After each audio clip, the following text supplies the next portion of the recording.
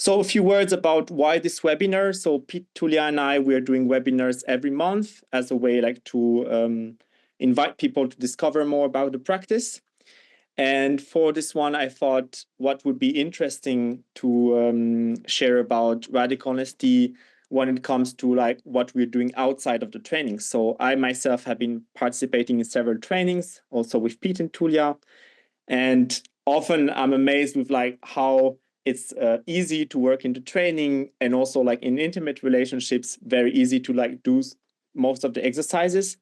But then in the outside world, when I'm with strangers or in hierarchies or in like maybe a context where there's a bit more heavy culture of how we're doing things, then it gets a bit more tricky. So I propose to Pete and Tulia that we change a bit the usual like practicing radical honesty in romantic relationship to like open it to different contexts and explore what's there. So yeah, I would leave it to you now, Pete and Tulia. Maybe each of you can present yourself in short, and then we'll get a bit more to the topic of today. Thank you, tutor. Thanks. Okay, presentation. Who are you? Yeah. Okay, that's a straight question. So I'm Tulia. I'm currently here in Finland, where we have a retreat center in the woods. It's actually a little bit snow still on the ground, but it's melting very fast. Unfortunately, because it was very pretty for a few days. We've been leading radical honesty retreats and workshops for quite a few years now. I started 2015 to lead events, and that's what I do for living. And then the more important thing, so why? Well, I was a super people pleaser. I was having a lot of focus on other people, what they might be wanting, what's important to them. Of course, having a child, then it's easy to have a focus on the other. And then at some point, kind of pausing, I was reaching my 40s and I was like, hang on a second, what do I actually truly want? I didn't even know. And who am I? And where I want to go? How do I want to spend the rest of my life? Because it was kind of halfway. And that kind of started many things in me. I studied to become a therapist. I studied to become a radical honesty trainer. And yeah, I started to ask for what I want, recognize, and also find the beauty and power in it. And then just being more honest about everything about me, the good and the bad, the negative, the shadows, the unpleasant stuff, and relating in that way to my partner that I can be who I am, you can be who you are. And sometimes there might be something we don't like, and then we just talk about it and stay with it. We don't run away, we don't bang doors. We're willing to just stay even when it gets really unpleasant or tricky. So yeah, what about you? Who are you? Thank you. Who am I? I'm Pete Jordan. I'm originally from San Francisco and now live here in Finland with my wife, Tulia. Yeah, I always thought I was quite open and honest and direct. People would tell me that. And I met Tulia and she told me about this thing, radical honesty. I was quite curious. And then when she came back from an 8-day intensive retreat, I experienced her as being quite different. This was about 10 years ago. And I found her to be much more relaxed and open and less uptight. And I wanted some of that for myself. I wasn't quite sure what all this was. It sounded quite scary. And I went to my first workshop and I realized, yeah, how much I am withholding from other people around me, trying to manage their emotions by being selective. I wasn't outright lying, but I was being very, very selective about what I was sharing and creating distance between myself and other people in that way without realizing it, and even creating misery and loneliness. And then started actually expressing myself more directly to people, making myself more vulnerable, not knowing how they were going to respond, and finding it to be quite rewarding. And even having the experience of an attempt at a relationship with Julia before that, before I discovered radical honesty and how that wasn't working for me, not expressing myself to her and just basically running away from the relationship, and then sharing more openly about myself with her, and how much more positively that worked for me and has worked in my friendships, my relationships, and here at work. This is now my work, past 7, 8 years now. That's something about me. Yeah, thank you, Pete. I hope I can say the same in a couple of years and say how much radical honesty brought me to, amazing connections. I think we could start with actually like a nice practice that I like to start, like how we usually open also calls or some group sharings. So I would invite all of you maybe like to close your eyes just for a short moment and start noticing a bit your body. You can notice, how you're sitting or how you're breathing.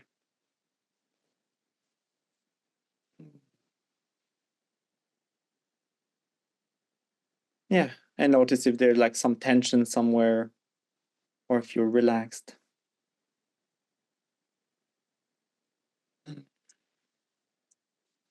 And I would like to continue also with something I really like is just taking like 3 deep breaths together. So breathe in and out. And once more. And out again. And the first one with more sound. And I invite you to open your eyes. And I'd like to use it as a way of demonstrating maybe how it's done. So I would ask you, Tulia and Pete, would you like share some of the things that you notice in your body?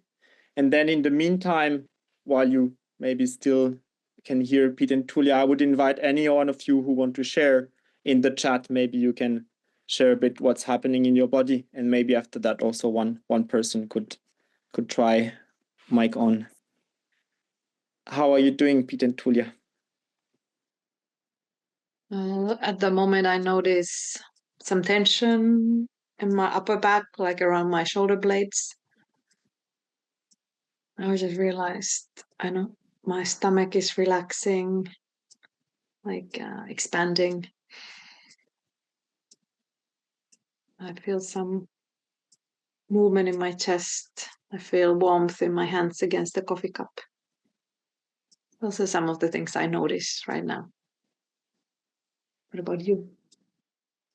I notice a little bit of tightness or tension in my belly, a little bit of heaviness in my face, tiny bit of sweat on my palms, and a little pain in my butt from this couch. Thank you very much. Is there somebody from the group who would like to share what they're feeling in their body right now? Then you can just open your mic and speak.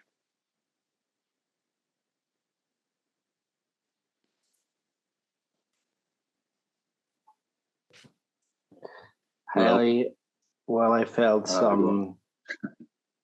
Sorry, I felt a lot of tension in my hips, especially in the glutes, and I felt a lot of tension in my forehead. Just trying to relaxing and it didn't work. It really hurts a little bit. Thank you. And Jono, I think you wanted to go to. Do you want to share with us? Yeah, just kind of feel the feet, kind of feel the back, and a little tension in the face and on the chest, a little angry. Thank you very much. So maybe like I would love for you, Pete and Tulia, to take like this exercise and maybe share with us a bit more like how is this important to notice what is happening in our body and why is it a core part of maybe the radical honesty method? Noticing our sensations is, I find, quite powerful. practice of radical honesty is very much a noticing practice, noticing what's happening in our bodies, noticing what's happening in our environment, noticing our thoughts as thoughts, and sort of noticing our emotions, which can be seen as a combination of our thoughts and our physical sensations. And I certainly was not very well practiced at paying attention to what my body was saying in any given moment. I was very good at thinking what my mind is what's most important. And there's a wealth of information that my body was sharing with me that I was ignoring. Telling myself I'm not nervous, and yet my body's shaking, or I'm not angry, and then noticing, oh, actually I noticed some tightness in my body, and maybe that's a better sign of whether or not I'm angry. And it also helps to stay present in the here and now more, because with the body, it's the only thing you can notice is what is in the here and now. Everything else is gone. It's a memory. And just noticing the bottom, the seat, the feet against the floor can be very grounding, can be very helpful, and also a way to bring myself to the here and now and experience whatever I'm experiencing, rather than being stuck with thoughts or stuck with worries about something that is coming up or regrets about the past. So, because the only thing that is really existing is the here and now. And one more point is that, at least for me, I have learned.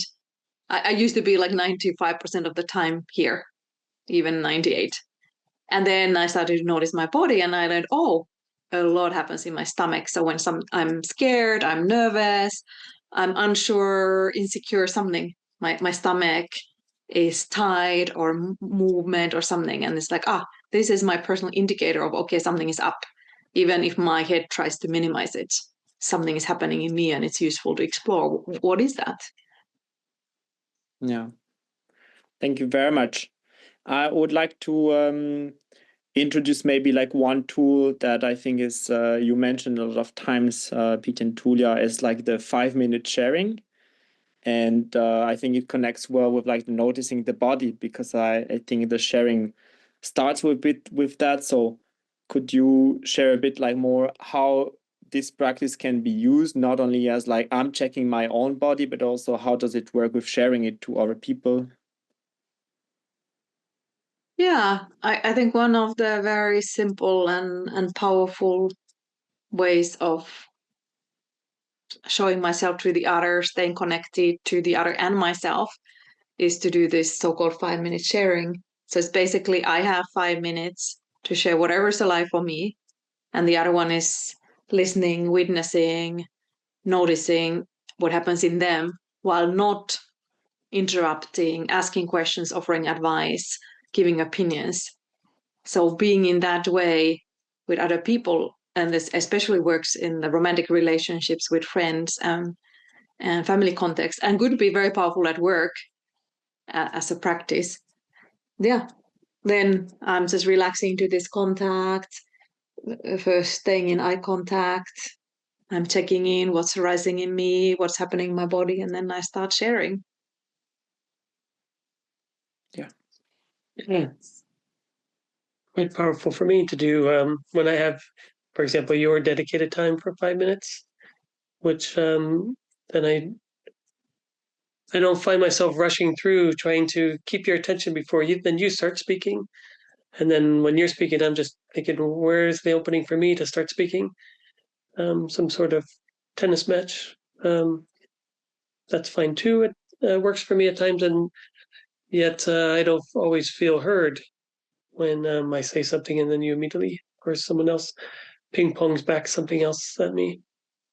And I judge I was quite a shitty listener before learning how to pay attention what's happening in me while I'm listening to the person, including paying attention to my physical sensations, paying attention to my thoughts, paying attention to my emotions, instead of just rushing to blah, blah, blah, blah, blah, blah, blah.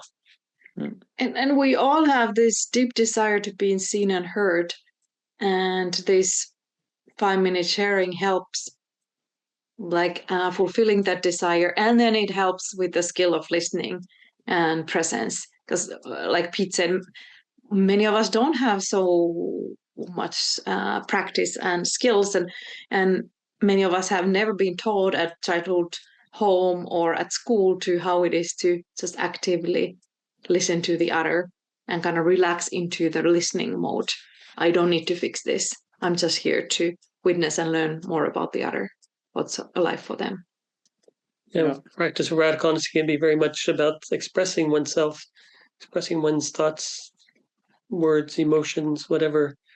Yet, I think equally big is being able to be in presence of others while they express themselves, especially the heavier emotions, sadness or anger, or even attraction or joy or appreciation is difficult for many of us. And yeah, just noticing what's happening in my body. My partner is angry at me right now. I notice some tension. I notice I want to run away. I notice I want to change the conversation. I notice I want to please or fight back or whatever it is. Yeah, with this practice, I'm far more able to be less reactive and more in the moment. And Pete, And then yeah. Mm-hmm. You mentioned like because I really want, maybe there are lots of new people to radical honesties here, so maybe I would like to show a bit like how it's done.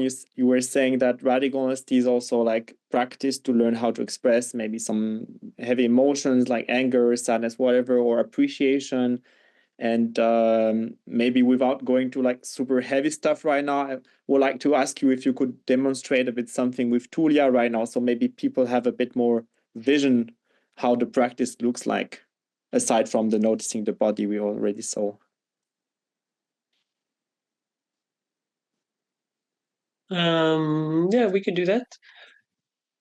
For example, yeah, very much using our eye language, my eye language,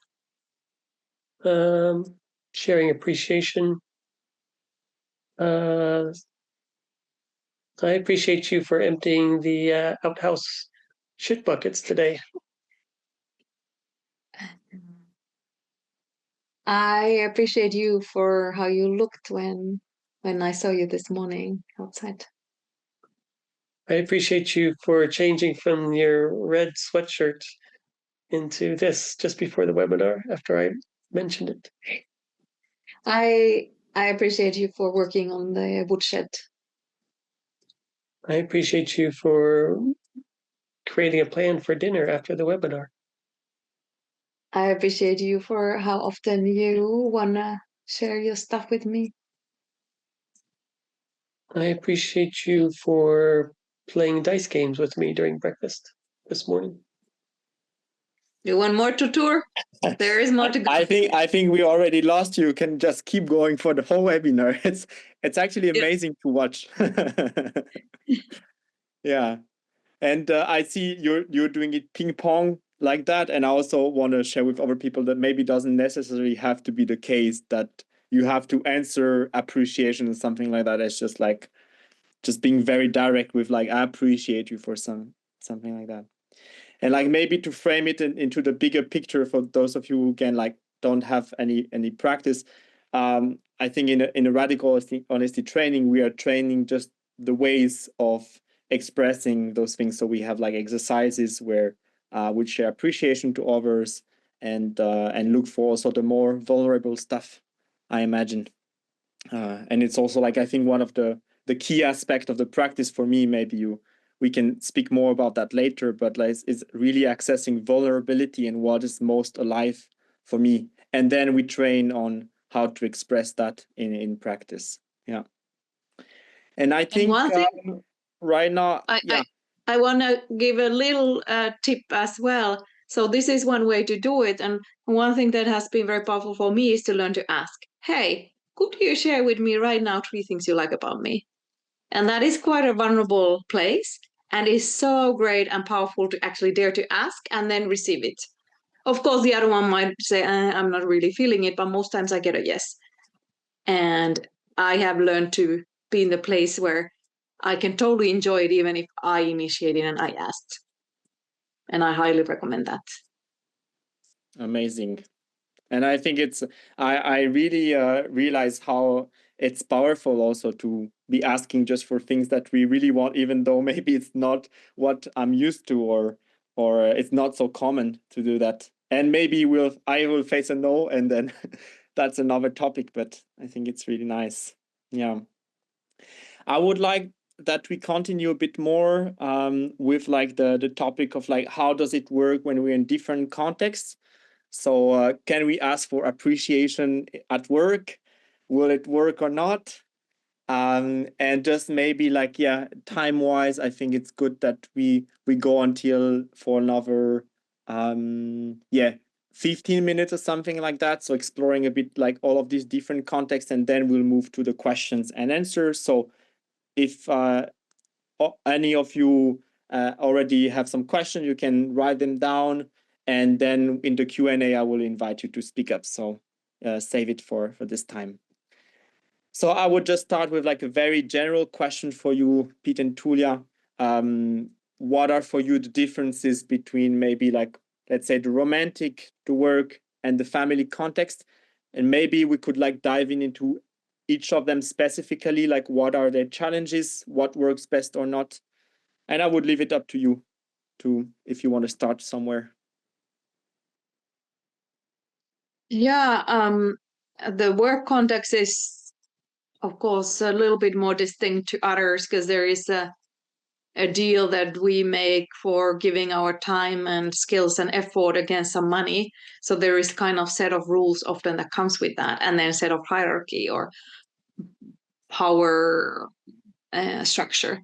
So there might be something at stake if I'm like being uber duper honest and angry or something with my boss. So that should be considered when opening up fully, and maybe getting very, very loud at work and so on is not the best thing to do. However, what can be done, and I have before I started to be self-employed, work found very powerful, was just to start with a vulnerable piece, like, hey, I'm nervous sharing this, and I'm really struggling with this task, or I feel dumb because I'm not done by the deadline or something like that. Just really sharing, and people in my experience tend to be quite open. And also for me, how it worked is that when I was like, not in a rude way, but in a straightforward way, also open when I thought something might not work or wasn't the greatest idea that my boss presented in some meetings. They actually told me that I'm the person they trust the most because I dared to say it straight. And I wasn't like putting down or something like that, but just bringing other points of view to the table and just being like honest, what I believed. Whereas judged others were just telling the boss what the boss wanted to hear. And then in the back, blah, blah, blah, blah, blah, a lot of gossip and other stuff like that. And recently we heard from a participant in a workshop that they went and asked for a raise, and they actually got it, and they were very nervous.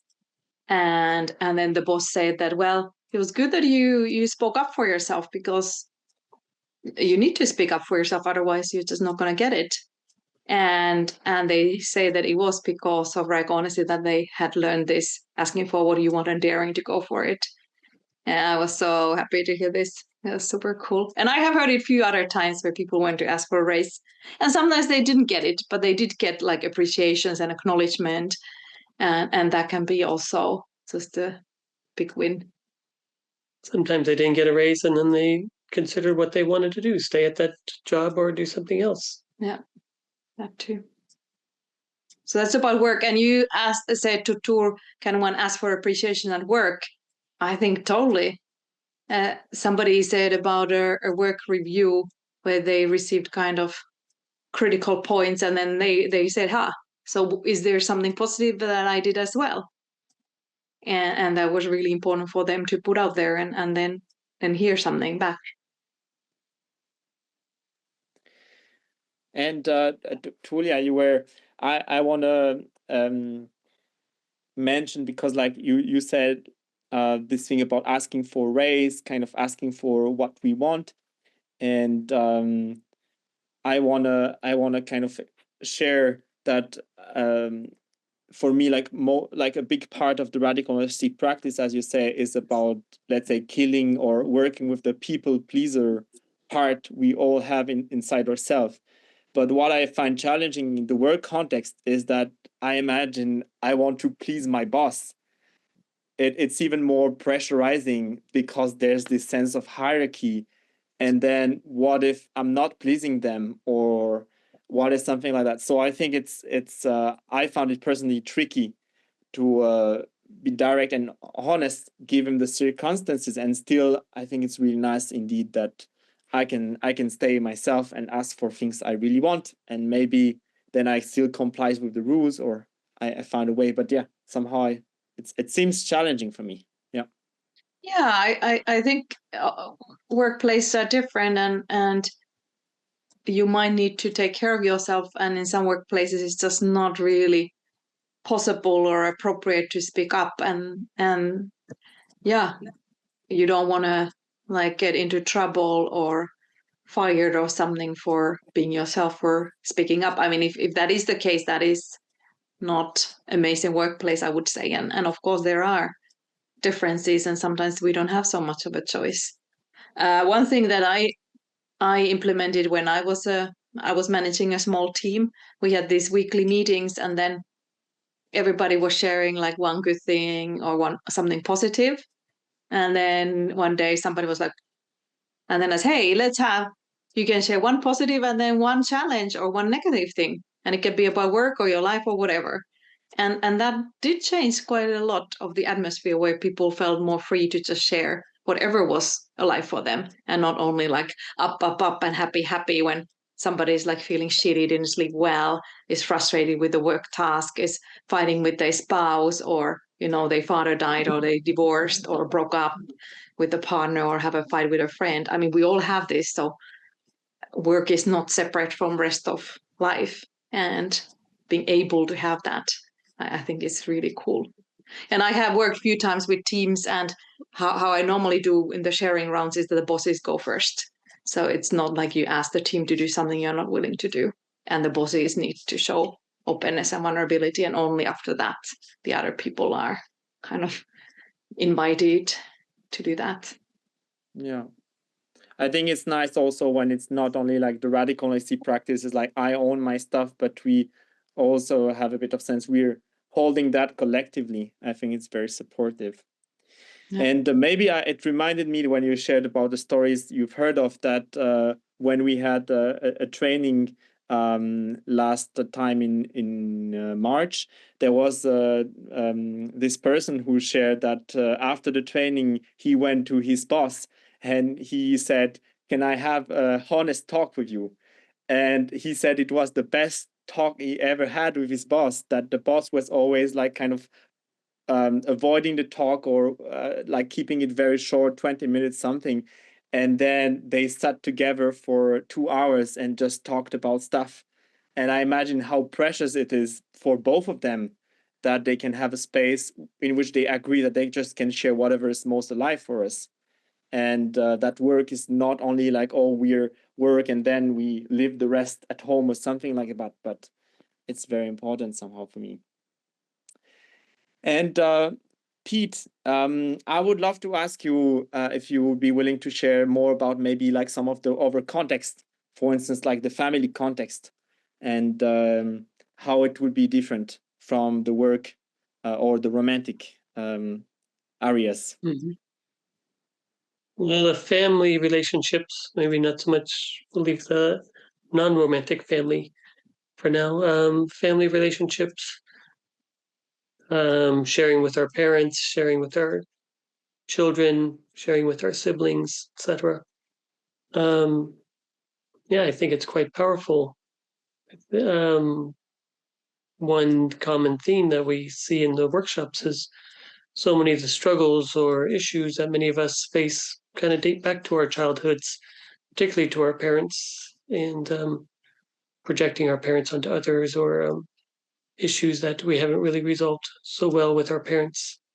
popping up in our romantic relationships elsewhere, and find it wonderful when we are able to go back to our parents and talk to them about what has been challenging for us, what we're angry about, what we appreciate our parents about, which is quite scary. At least it was for me, and I imagine for many others. There's a reason why we haven't talked about these things. We worry about the worst case scenarios of what might happen, parents judging us or siblings judging us negatively or considering us weird for talking about emotional matters or family secrets. I was fortunate to go back to San Francisco and for 4 days and have conversations with each of my brothers and sisters, one conversation per day about things that I've been carrying around for decades, past hurts and past sadness, anger, a lot of stories, a lot of confusion about our childhoods, about the family secrets that we're told not to talk about.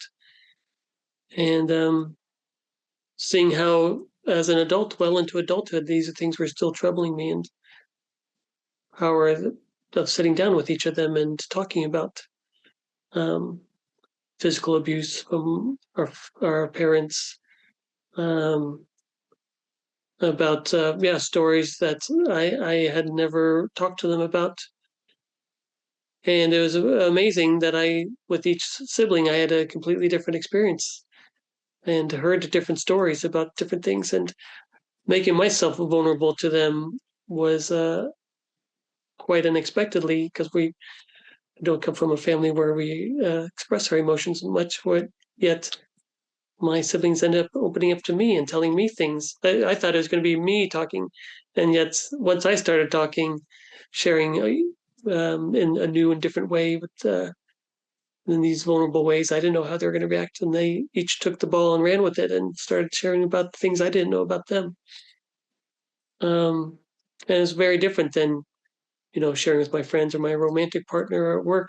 These are people who have been in my life all of my life, and yet we had these patterns since childhood, and that I didn't want anymore in my life of how we communicate. And somehow, maybe me being the youngest, I was waiting for everybody else. Only if everybody else would talk differently, then I could open up. And I didn't think, I could actually be the one to take the first step. And how do you go with that? Like talking about stuff you've never talked about, or like it sounds like quite challenging. Yeah, I was scared. I was scared that one family member would be violent with me. I was scared that one family member would really not want to talk about these things.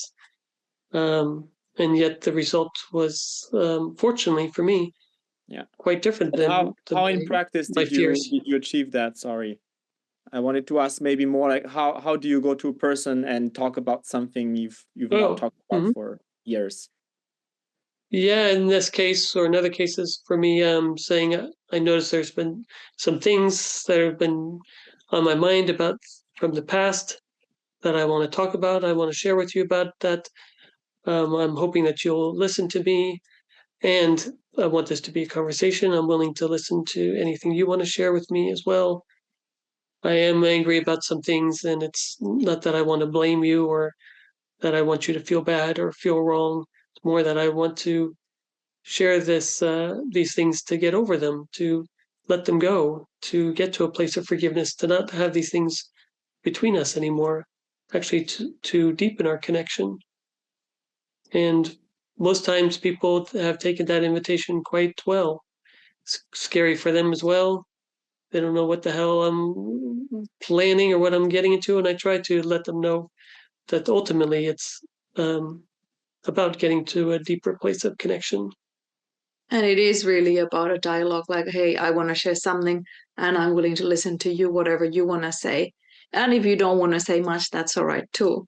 So sometimes people need a bit of time to ease into it, like, whoa, okay, this is a lot. At least,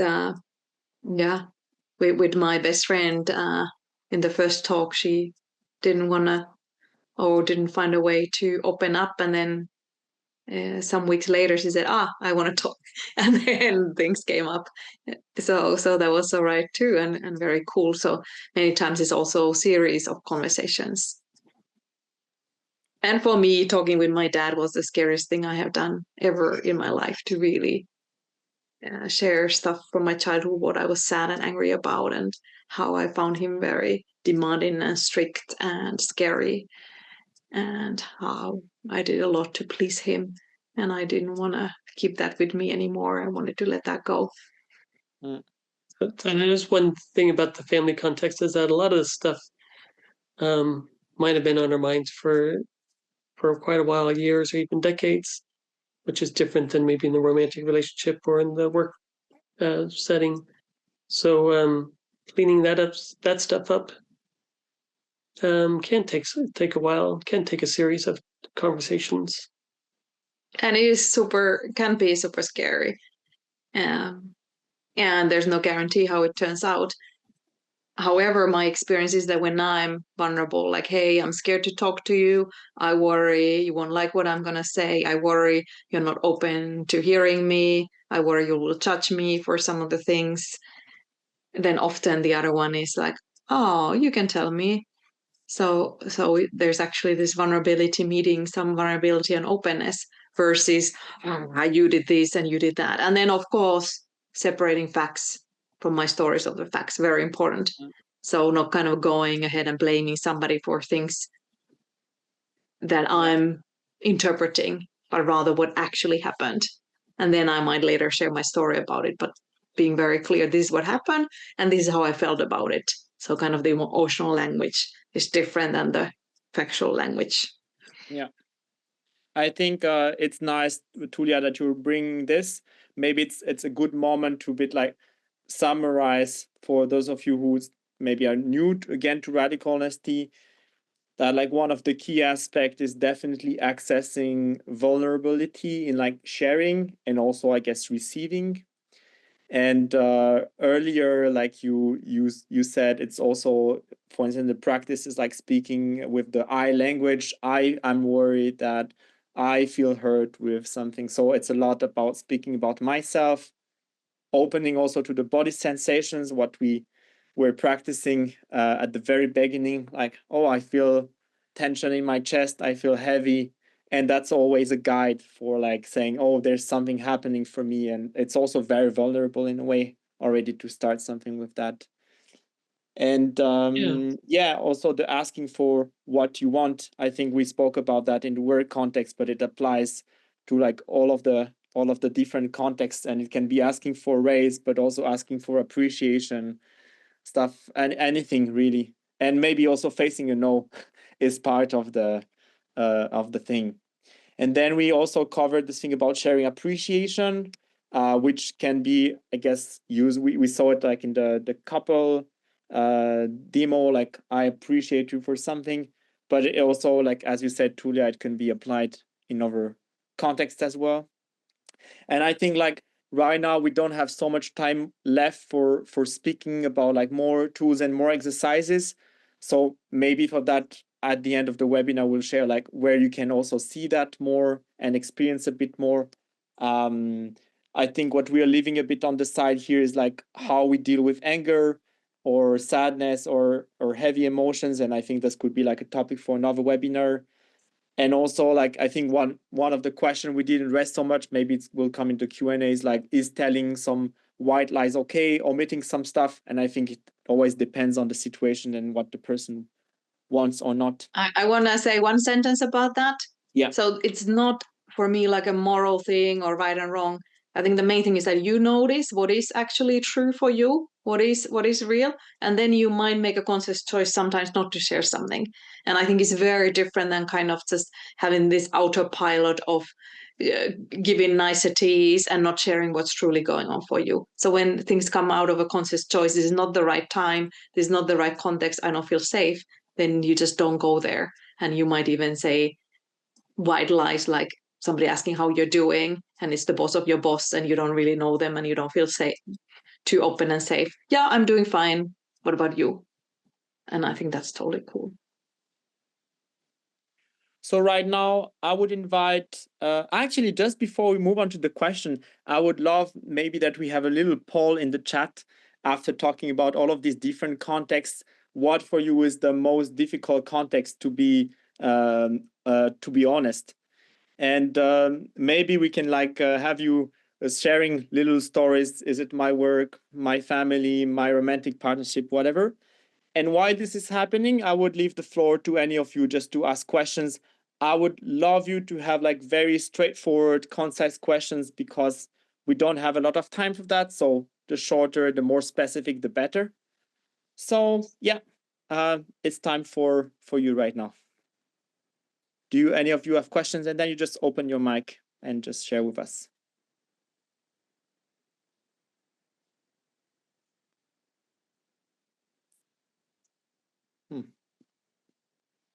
Go on, Mark. All right, thanks. I found really interesting one thing that you were sharing, Pete and Tulia, about the family. I mean, it was quite challenging for me to talk with my parents sometimes. But one question that it pops up, it's, okay, I have two kids, 12 and 15 years old, and I'm trying to be as much conscious and open to them. But the question is, how can I introduce them to do take this, for example, 1 minute stop to feel in the body and then to really share without shame or without this difficulty when, of course, they're teenagers. So we know what that is. Yeah. We did hear recently from someone who, after our retreat, went home, and she and her husband and their 4 children introduced so 1 or 2 or 3 minutes each sharing at the dinner table, and they weren't quite sure how that would go down, and it turned out went wonderfully. That instead of everybody trying to talk over each other, the children felt that they finally had space to be heard, or their thoughts or whatever opinions to be validated. Which I find quite powerful. As a father, I try to validate and listen to my son, even if I disagree with him, even if I'm bored with what he's sharing with me. If he's talking about video games or something, and I may tell him, I'm about 60% listening to you and about 40% disinterested. Which the first time I told him that, he's like, yeah, I'm not so interested in what I'm saying either. But I want to be straight with him, and I do want to validate what he's saying. He's also a teenager, like your children. Yeah, and I think the main thing is the example, of course, how you show what's going on for you, like verbally and non-verbally. And of course, depending on the age of the kid, in the way that they don't feel that they are in any way responsible. So for me, it could be something like, yeah, I'm feeling a bit down and tired today, and I can deal with that. It's not on you, and I just want you to know that I might not be at my best. And I think after a good night's sleep, maybe I'll feel different. So also those kind of small things when it's not huge, because they do smell it. The kids smell so well, and then they make it a lot bigger and they worry so much more. And for you, it might be some work stress, and they think that, the parents are breaking up or somebody's dying or there's cancer. Like this is how we operate as humans, and especially the small humans who are so dependent on us big people. Yeah, I think it's just better to be as straight as possible. And then when they are big, like 16, 17, 18, 19, then of course they can handle even like bigger stuff. Thank you. Also, I think important for me is modeling, expressing emotions, receiving emotions, others people's emotions, in ways I didn't learn in my own childhood, family, even just hearing appreciation. I didn't know how to do that. I would run away even when somebody was thanking me, or say, oh, no big deal, no big deal. So I try to model that for my son, let him know when I'm feeling sad, let him know when I'm angry. More importantly, let him know when I'm getting over my anger. And learn to own stuff and apologize. So I think it's not about ever losing your shit and never getting angry, but rather, oh, that was a bit much. I'm sorry. I'm sorry for raising my voice. I'm sorry for the words I used. How are you feeling right now? And I think that's the best thing, because if the kids never experience expressions of anger, that's an issue too, because we all do get angry.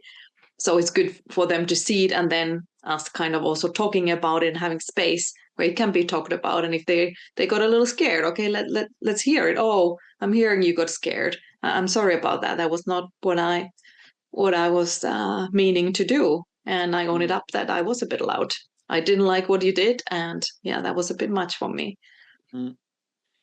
I appreciate so much to hear how many examples you're sharing with like working with kids. And now I'm thinking we definitely should do a webinar about like radical honesty with children. I think there's so much in this topic. So I think next year I'm going to propose that. Yeah.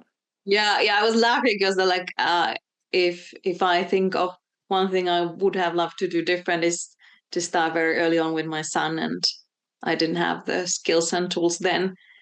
So I'm playing a catch up. Yeah. With my timekeeper hats on, I see we're slowly going to the end of this webinar, and yeah, I wish there would be more time for like questions, and at the same time, like this question about child and family is really interesting.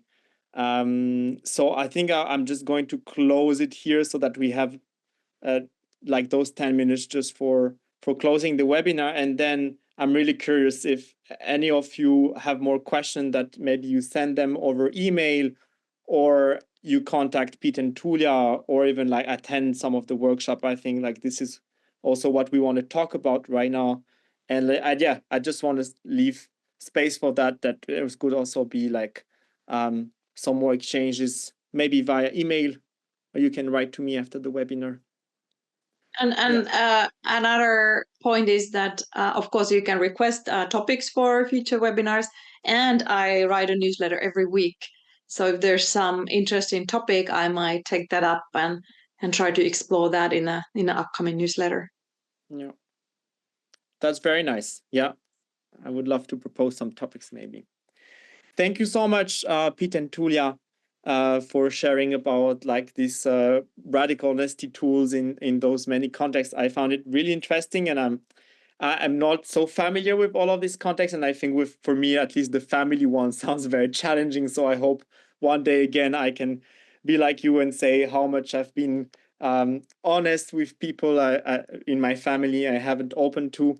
And yeah, I'm getting inspired with that, and I think I'm getting there slowly.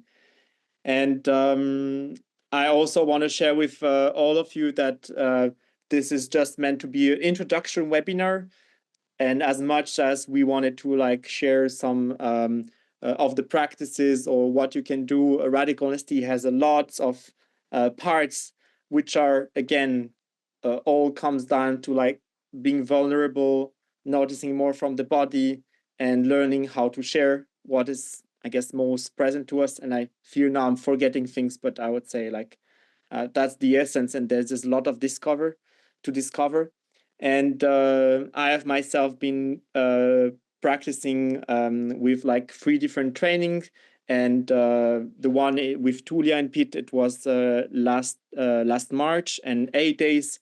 That's called the intensive radical honesty training. What's the 8 days intensive? I think that's the name. And yeah, that there's a lot also to do with like different topics, like asking for what we want, boundaries, about sex, about shame. Also, like we're doing a bunch of webinars on different topic every time. So I think like it really shows the variety of the topics that we can approach. And for me, I mean, in my personal life, I was very much a people pleaser. I guess I'm still am.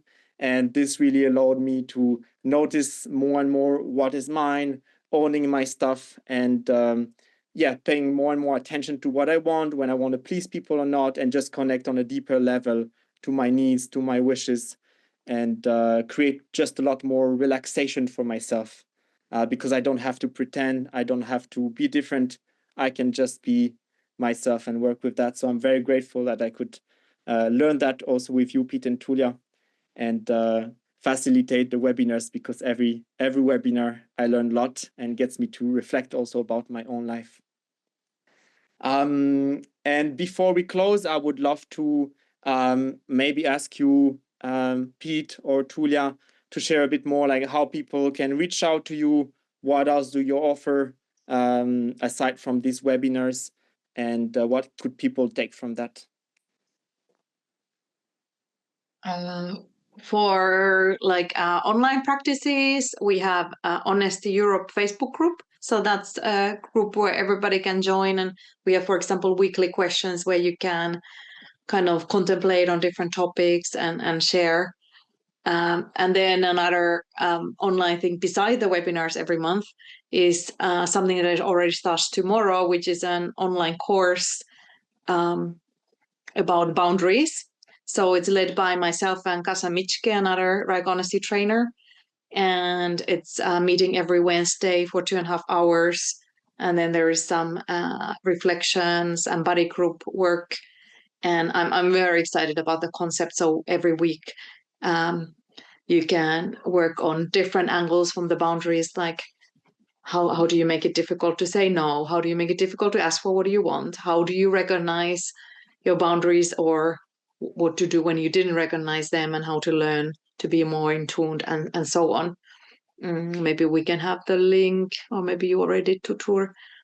Yeah, I shared. So basically you can still, great. You can still jump in. We have a lovely group coming together, and it's a nice way to like meet with the same people every week, and then have the buddy groups to do some particular exercises around boundaries and asking for what do you want, because it's clearly so big part of that, and consent. So that's something that is like your first option tomorrow to jump in. And then we have quite a few weekend workshops coming up. They are in the honestyeurope.com website. And then we especially want to mention what Tutur already said about the 8-day intensives. So our next 8-day intensive is on the island of La Palma, the Canary Islands, end of March, or end of February, beginning of March. It's quite different than the weekend workshops. It is residential around people. Throughout the workshops, you have plenty of opportunities to practice.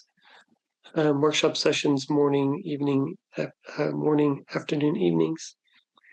Everybody has a turn telling the story of their life for 45 minutes or so, while the others listen, and then having that experience the next day, having a sharing round about your experience of doing that and what arose in others while they listen to you tell the story of your life, unscripted, just seeing what happens when you sit down and start talking about your life.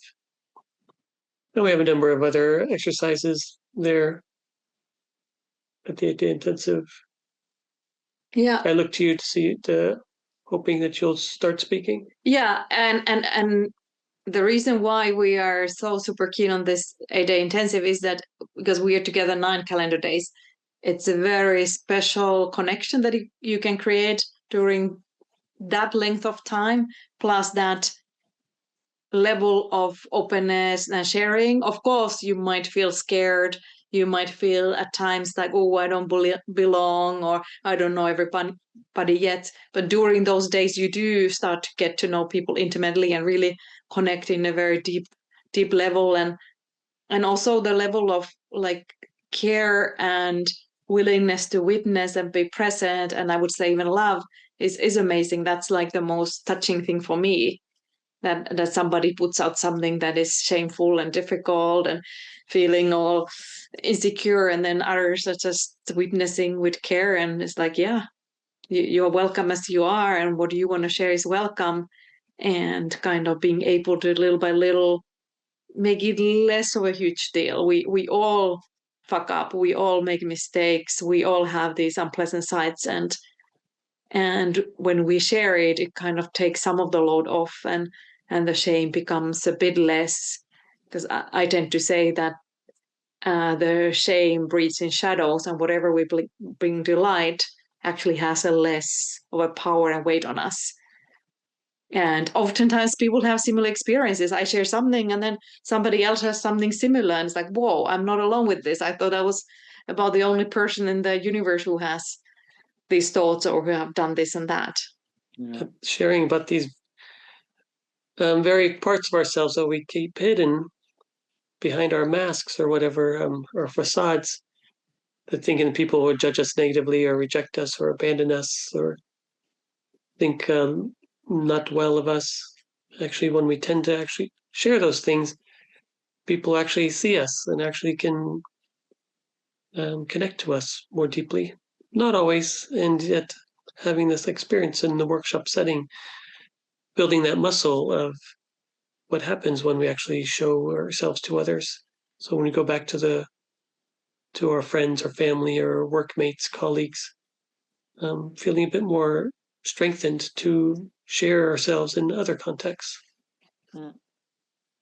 Yeah, thank you very much. I had a lot of good memories when you were sharing about the 8 days intensive and how much transforming it is. Yeah.